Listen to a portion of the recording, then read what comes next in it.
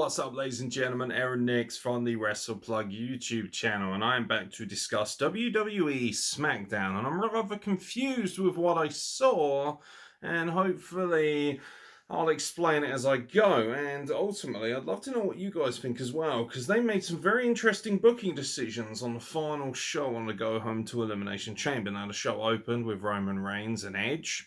Not a problem at all. Can we just finally acknowledge how good Edge has been actually since he's won the Rumble in terms of actually helping out the rest of the cast of characters that WWE has? He's been going to Raw, to NXT, to SmackDown. He's been putting people over. He's been backstage with some of the younger talent. He's been inspiring people to get involved.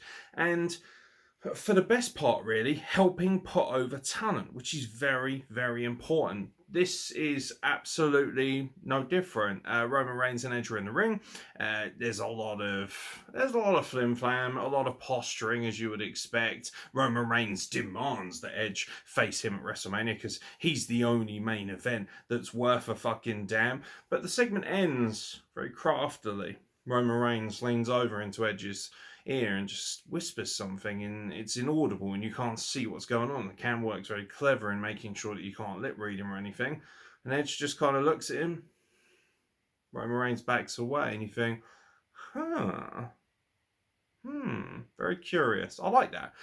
It really kind of left you on a cliffhanger. Will it mean something? Will it amount to anything? Let's find out. Big E versus Apollo Crews has become quite the rivalry, actually, on SmackDown. Now, obviously, they didn't face each other here. Big E was at ringside, shall we say, taking it easy. Had a little foot tub going on there, little snack tray, little lunch. It looked like good eating, to be fair. I was kind of jealous, actually. I wish I could relax like that, man. I guess perks of being the Intercontinental Champion. And he sat at ringside to watch Shinsuke Nakamura versus Apollo Crews. Now, the match was fine.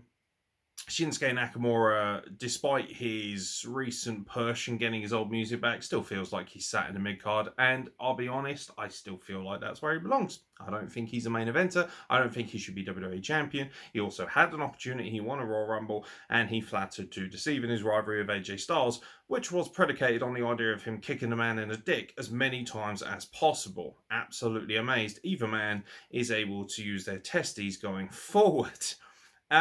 So the match is, it is what it is. Nakamura beats Apollo Crews, and of course, the whole storyline going through was that, I don't care about Apollo Crews. Big E made that very clear on commentary, and as soon as Nakamura wins, boom, blindsided by what we feel is the culmination of the heel turn. But he's been turning for a while, so it wasn't much of a shock. He's made that very clear. But I must admit, I'm enjoying this, because I've kind of taken shots at Apollo Crews, saying he's got the charisma of a chewed-up Malteser, but he's actually starting to grow on me a little bit.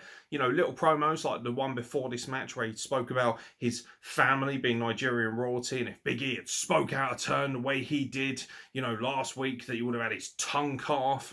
More of that stuff, please. Actually, it's nice to see. Hey, where is this Apollo Crews been? A lot of people, I feel, benefit from heel turns, because when you're a heel, you actually have to display so much more in terms of character traits. Both of them are quite hard, I think, being a face and being a heel. I genuinely think that being a true babyface in this era is one of the most difficult things ever. But, that being said, I think Apollo Crews is really going in the right direction, and he assaults Big E violently after this match. Big E's in his face, put the steps down. He's like, yeah, sure, and he picks him back up again. Wham! Levels him in the back. There's a camera editing trick, throws him over the side, so it makes it look like he's throwing him on Big E, and Big E gets stretchered out. And you think, wow, okay, so obviously Apollo Crews is looking to be taken more seriously as a contender for the IC title. Interesting. So you've got this triple threat dynamic of sorts, because Nakamura obviously won, which means he's essentially entitled to a shot at the IC title at some point. So curious what they do. Hopefully it'll be an Elimination Chamber. I'm recording this quite literally at the end of SmackDown, so I'm not quite sure yet. Obviously I'll check social media afterwards. And by the way, as far as Elimination Chamber goes, there will be a predictions video dropping, and there will of course be a pay-per-view review dropping as well, which will also be available as an audio format podcast. So wherever you get your podcast, search for WrestlePlug and subscribe. If you don't want to look at my face, or Kyle's, who might be joining me, if we're very lucky, for the Elimination Chamber review. Now back to SmackDown. You don't get a chance to breathe because Seth Rollins comes out and there's a whinge, and I've got to be honest, I kind of tuned out after a while. He was doing okay, although I don't understand why he's wearing Michael Jackson's pajamas. No idea, son.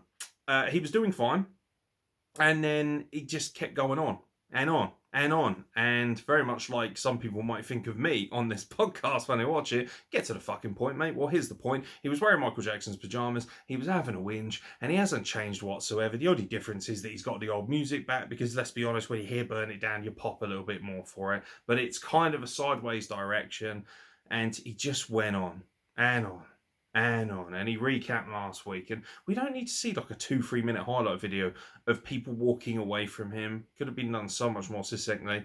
And if this is going to be Seth Rollins going forward, I have to be honest, I've not got that much interest, and it looks like he'll be having a little war with Cesaro, because obviously he name checked Cesaro, and Cesaro was backstage later and sort of recognised that name check, and then also bumped into Edge, who was doing the rounds. Edge is the ultimate HR officer at this point, just walking around, making sure everyone's all right. You all right? Doing all right, are you? By the way, particularly enjoyed it when he went up to Baron Corbin and took his photo. I thought that was really funny. Baron Corbin's giving it the business, you know. Look at my $10,000 suit, my $39,000 watch. He's like, oh, I've got a watch too. It's on my phone. Click. Classic reeking of awesomeness. It literally, I felt like we were very close to a 5-second pose, and I was getting very excited. I really was. Something that I really need to get into. So Bayley's Ding Dong Hello segment. I don't like it. I think it's tacky and it's boring and it's stupid, and it just doesn't work. And actually, Bayley is trying her hardest to make it work, and she's fun, but I don't care about these dumb interview segments. They've never, for me, truly recaptured the magic of Piper's Pit. They got fairly close. You know, Jericho's highlight reel was quite good. I think the Rated R segment that Edge used to do, that was pretty good as well. I liked Christian's Peep Show, but none of them felt like they were, you know, Piper's Pit. And this most definitely feels like it's a scaled back version, but it's a device. Shayna Baszler and Nia Jax are the guests. They're not happy. They slag off, you know, everybody involved, giving Sasha Banks the business, giving Bianca Belair the business. This, of course, is the cue for both of those two to come down and get in their face and start drawing a little bit. And then all of a sudden, here comes Reginald, who seems highly infatuated with Miss Banks lately. And to be fair, I can't blame him for that, because the woman is scintillating, to say the very least. But I don't get what happened here, because all of a sudden he interjects himself, and we have a 6-person tag match. So it's Reginald, Sasha Banks, and Bianca Belair versus the tag team champions Shayna Baszler and Nia Jax, and Bayley, of course. Fine. Until the end. So the match is okay. It's relatively entertaining. And seeing Reginald get his ass beat by Nia Jax was actually really good. And I was starting to really enjoy Nia Jax when she, because earlier in the promo, he said that they were cheap and weak and disposable, like a cheap wine. And Nia Jax was referencing that, going, just essentially saying, bitch, I like expensive wine. I'm an expensive wine girl. I actually really like Nia Jax, and I like her even more because I know so many people hate her because they can't handle the idea of someone being different. Oh, boo fucking who? Oh, did a wrestler get hurt? That's what wrestling's about. Wrestling fucking hurts. Get in the ring and take a bump and then fucking cry about it, instead of living in your basement, eating Cheetos and having an opinion on Twitter. Just saying. Try something at least before you critique other people's skills at it. It's not really that hard, is it?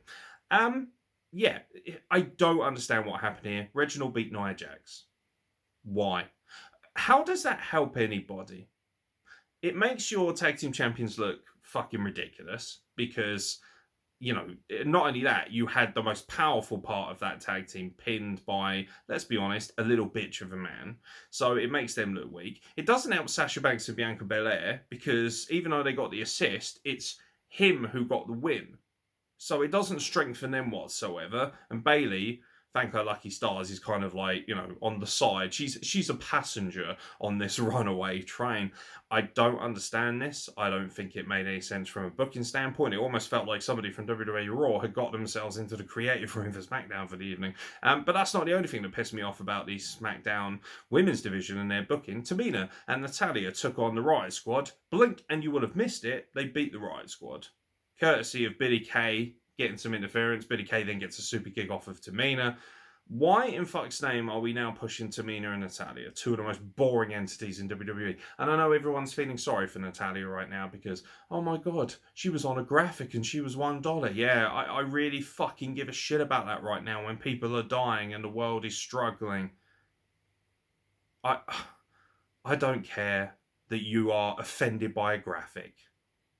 Frankly, I think you need to grow up a little bit. In fact, if anything, I've strengthened my opinion and become even more bitter about it since our State of Wrestling address, where we tackled that podcast, and you can check that out too.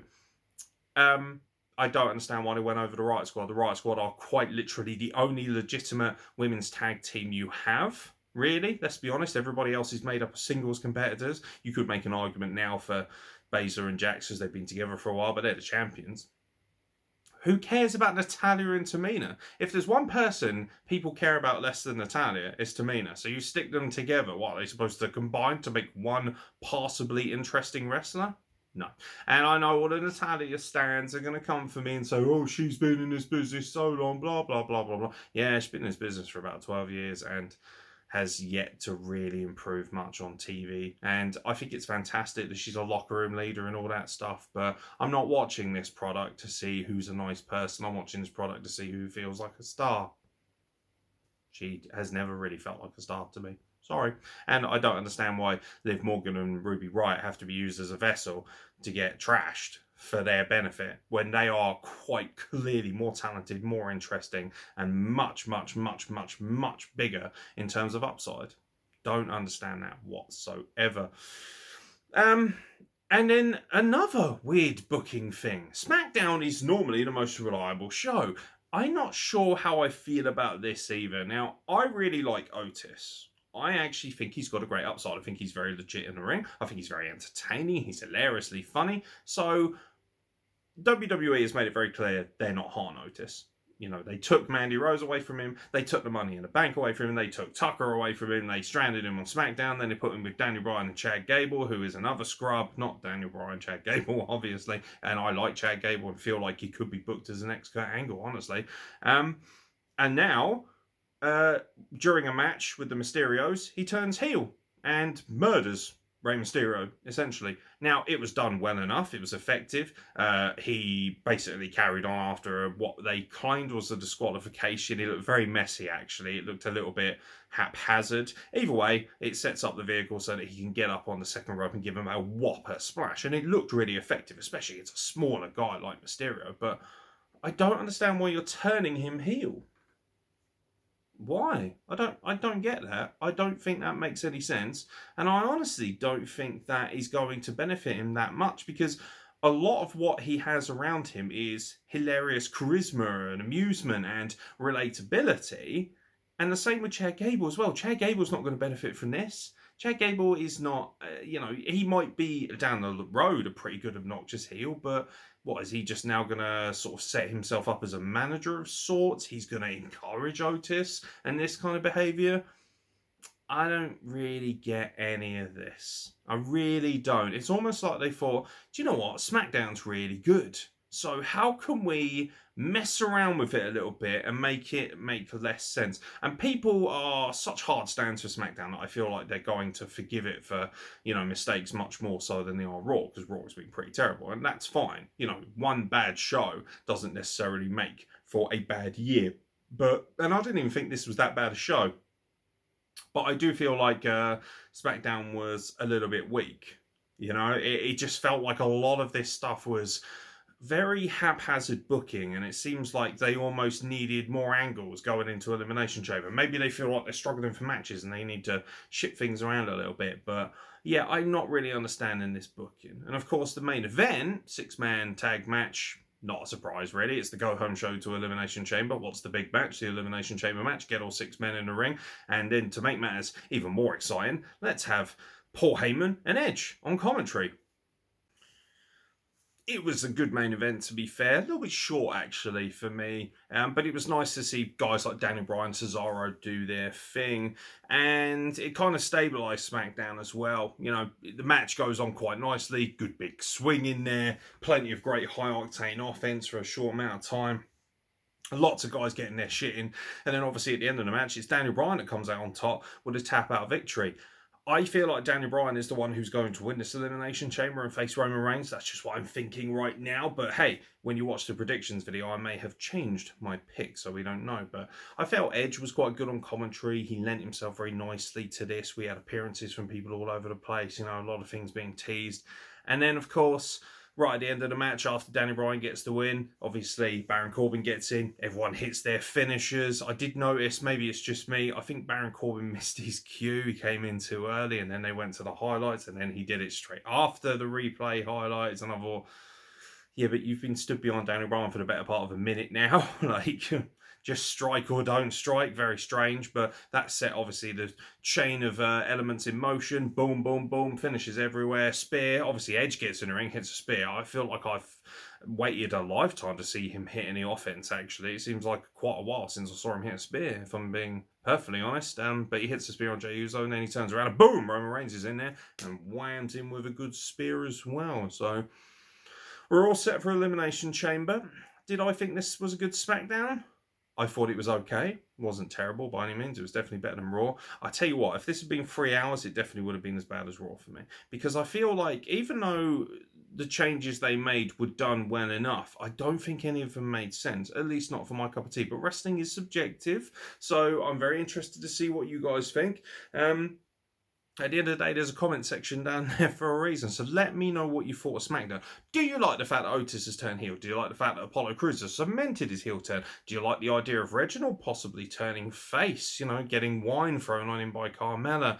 Carmella just basically treating him like shit. Are we going down the route of, oh, I'm sick and tired of being your servant, and turning around? Is he going to find some sort of lost love with Sasha Banks, or is she going to help liberate him? No idea, really. But I'm willing to give SmackDown far more of an opportunity than Raw, because it has delivered for so many weeks. And that's basically all I have to say about that. Don't forget, ladies and gentlemen, it's a big weekend of content. We've got the Elimination Chamber predictions dropping. We've got the Elimination Chamber review. And sandwiched right in between those two is a very, very special podcast coming this Sunday. Check out the Option C video if you want to know more. From myself, Aaron Nix, thank you very much for watching, and we'll catch you very soon for more content from the Wrestle Plug.